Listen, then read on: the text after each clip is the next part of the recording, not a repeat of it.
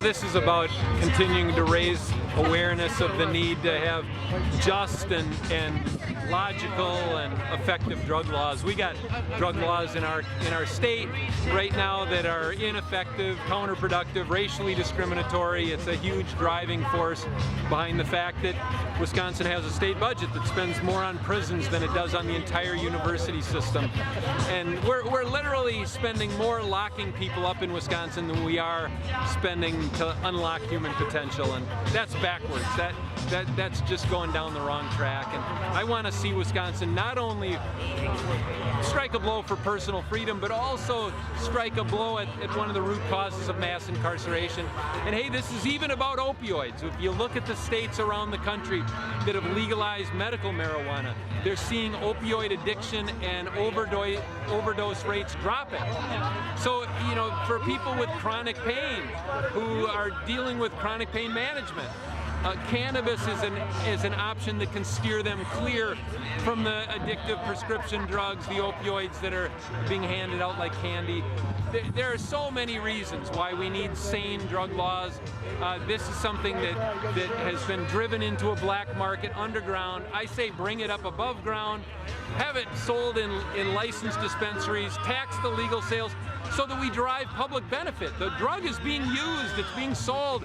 It is widely consumed across the state, but we derive no public benefit from it, and we can do that, and it can make our state stronger. So the public, I think, is ready for this. The politicians have been afraid of it.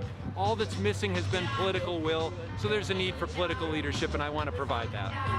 If you are elected governor, would you explore pardoning nonviolent drug offenders? Yeah, you know, the policy of the current governor has been to have no pardons under any circumstances.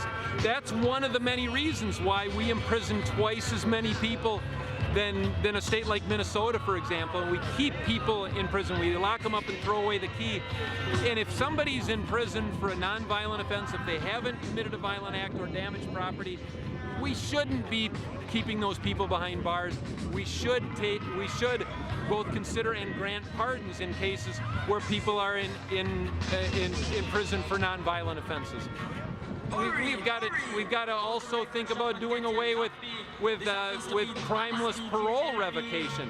If somebody has done their time and they're out in the community and they miss a meeting, they shouldn't be sent back to prison for missing a meeting with a parole officer. Without committing a new crime, they don't belong back behind bars. So there are all these different policies that is making our prison populations bulge in Wisconsin that we got to do an about face. We got to move in a really different direction so that we are able as a state to invest in empowering people and helping to unlock human potential rather than simply locking so many people up. All right, last question. What was your history in political activism before now running for office? Well, for decades I worked I started the group Wisconsin Democracy Campaign and led that group as its director for 15 years. And our focus was really to try to expose and break the grip of big money influence in politics and get regular people in the driver's seat of our government so our government would work for all of us and not just a wealthy and privileged few at the very top. That's been my life's work. That work brought me into contact with so many other advocacy groups on so many different issues, whether they were working for clean water or criminal justice, better drug laws. They were trying to have their voices heard at the Capitol, and what they found is that elected officials were taking their cues just from a few wealthy donors, billionaires and huge corporations. They weren't listening to regular people.